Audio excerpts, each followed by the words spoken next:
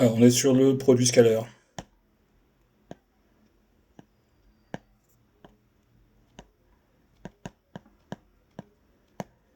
Le produit scalaire, ça gère des vecteurs. On pourrait dire c'est comme la multiplication entre deux vecteurs. Sauf que quand on multiplie, c'est des longueurs qu'on multiplie, positif ou négatif. Et donc là, ça marchera pas. Donc on a dit, voilà, on va dire que c'est le produit scalaire. U scalaire V. D'accord. Et le produit scalaire, le problème c'est que quand tu as deux vecteurs, ils ont bien sûr des sens différents, des directions différentes. Si jamais tu mets un point et tu les mets de côte à côte, quoi, tu mets moins de points de départ, là j'ai U, là j'ai V, ce qui serait intéressant c'est de faire intervenir l'angle, qui est ici. Alors tu vas me dire que j'aille comme ça ou que j'aille dans l'autre sens, c'est pareil. Donc on s'est dit, bah voilà, on s'est dit, hein. Je sais pas ce qu'ils se sont dit, mais le produit scalaire, c'est norme de U, donc c'est-à-dire la longueur de U, fois la longueur de V, fois le cosinus de l'angle entre les deux. Alors ce qui est bien, c'est que tu mettes UV ou VU, c'est pareil, au cosinus. Parce que cos de 30, c'est la même cos de moins 30, c'est pareil. Donc ici, ça pose aucun souci. La norme de U, j'ai écrit comme ça, mais en général, il faut écrire comme ça.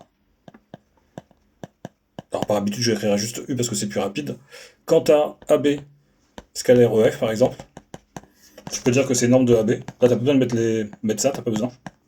Parce que, AB, norme de AB, parce qu'il y a deux lettres, ça fait la longueur de AB.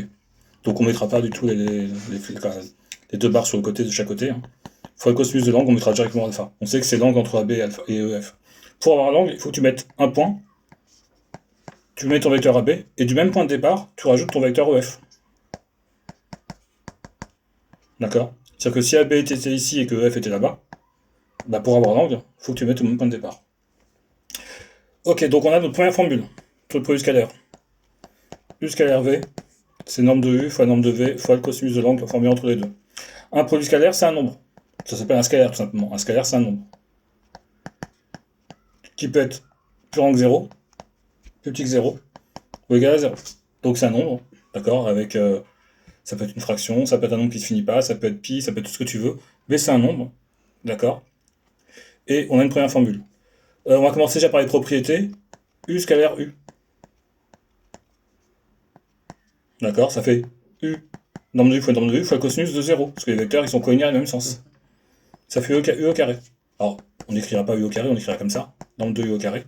Par contre, si on a AB scalaire AB, ça fait AB au carré. Deuxième propriété, si j'ai deux vecteurs qui sont orthogonaux, et que je fais U scalaire V, norme de U fois norme de V fois le cosinus de pi sur 2. Donc cos pi sur 2. Et on rappelle que sur le cercle trigonométrique, pi sur 2 est ici. La projection, j'arrive ici, ça fait 0. Ça fait norme de U fois norme de V fois 0. Donc ça fait 0. Donc ce qui est pas mal, parce que ça veut dire que U scalaire V est égal à 0. C'est équivalent à dire que U est orthogonal à V. Si deux vecteurs sont orthogonaux, U scalaire V est égal à 0. Si U scalaire V est égal à 0, les deux vecteurs sont orthogonaux. Alors attention, on a supposé ici, parce que j'ai mon dessin, que U était différent du vecteur nul, et que V était différent du vecteur nul. D'accord? C'est mon hypothèse. Parce que sinon, U scalaire V est égal à 0, tu as plusieurs possibilités. La norme de U égale 0. Ou et la norme de V est égale à 0. D'accord? Ou alors, donc j'ai mis un ou et parce que tu peux avoir l'un qui vaut 0, ou le deuxième, ou les deux à la limite. D'accord? Ou les deux vecteurs sont orthogonaux, ils font un angle droit. Ok, donc maintenant on sait faire le produit scalaire de deux vecteurs colinéaires du même sens, et le produit scalaire de deux vecteurs qui sont orthogonaux, qui font un angle droit. Et on a vu notre première formule, je la remets à la formule 1, c'est pas mal de la mémoriser. U scalaire V, norme de U fois norme de V fois le cosinus de l'angle.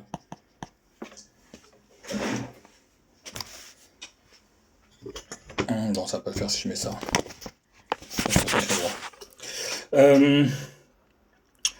Deuxième formule.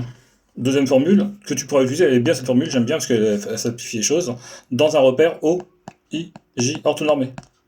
Donc un repère O, I, J orthonormé. Et que dans un repère O, I, J, quoi, que dans un repère orthonormé. Orthonormé, c'est ça. Il faut que tu aies un angle droit, ortho, et même norme. C'est-à-dire que si ça vaut une unité, il faut que tu aies la même longueur ici. Bon, j'aurais dû contrôler les carreaux, mais c'est pas très grave. Ici aussi, j'ai la même unité. D'accord? Et tout simplement, dans ce repère-là, tu travailles les coordonnées. Tu as U de coordonnées x, y, et tu as V de coordonnées x', y'. Et tout simplement, U scalaire V, c'est xx' plus yy'. D'accord? Toujours propriété. Ben, U scalaire V est égal à 0. Ça veut dire que xx' plus yy' est égal à 0. Et ça veut dire que tes vecteurs, ils sont orthogonaux. J'ai supposé, bien sûr, qu'ils étaient l'un et l'autre différents de 0, comme tout à l'heure, sinon ça n'a pas beaucoup d'intérêt. Après, tu peux avoir un des vecteurs qui est nul. Et donc, ton produit scalaire vaudra 0. Donc là, on a nos deux formules. Formule 1, enfin formule plutôt 2 ici, et formule 1. Formule avec des 1,5. U scalaire V, c'est 1,5. Norme de U au carré, plus norme de V au carré, moins U moins V au carré, et je fais mon crochet. Ça fait le 1,5 multiplie tout. Bien sûr, j'ai oublié mon petit point ici, je le rajoute. Au moins, on voit pas très bien, je le rajoute aussi ici. Voilà. Donc, première formule, quoi, troisième formule, quatrième formule, mais c'est la même. Elle est juste écrite dans l'autre sens. Toujours 1,5, et je commence par ça. Mais je mets un plus au milieu. On verra comment ils utilisent ces formules, elles sont un peu techniques. En gros, ce que je me dis dans la tête, c'est que quand j'ai un moins à l'intérieur. Quand j'ai un plus devant, entre guillemets, j'ai un plus à l'intérieur. Après, c'est inversé, c'est des moins après, et là, c'était des plus avant. Et formule avec les projections. Donc, alors c'est pas vraiment une formule, c'est plus une technique formule. Bon, on a deux vecteurs, et on veut faire le produit scalaire. D'accord? Ce qu'on peut faire, c'est se dire, donc ce qu'on peut faire, c'est ce qu'on peut utiliser, hein, donc c'est la formule numéro 4, 5. On garde un des vecteurs. Je vais garder le vecteur U, le vecteur V, pardon. Parce qu'il est à l'horizontale. Donc je garde le vecteur le plus simple. Et je projette le second vecteur dessus. Donc là, je ne peux pas le projeter. Donc je vais juste refaire mon V pour l'instant. J'ai V qui est ici. Et je vais refaire U. C'est le même, hein, U. Hein. Je le mets juste ici, pour qu'on comprenne bien. C'était V ici. Et ça, c'était U.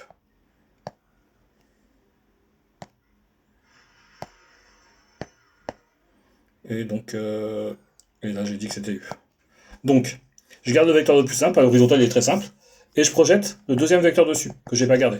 Projection orthogonale en faisant des angles droits. J'obtiens un nouveau vecteur que je vais appeler U projeté. C'est le vecteur, c'est U projeté, c'est U que j'ai projeté sur V. Et tout simplement, je remplace U par U projeté. Et je refais mon produit scalaire classique. Ça fait norme de premier vecteur fois norme de second vecteur fois cosinus de l'angle. Vu que les deux vecteurs V il est comme ça et U projeté il est comme ça, ils vont dans le même sens, l'angle il vaut 0. Et je rappelle que cos de 0, ça vaut 1. Ça fait donc norme de U projeté fois norme de V. Supposons que j'ai un vecteur U qui est comme ça, et V qui est comme ça. Pareil, hein, U scalaire V.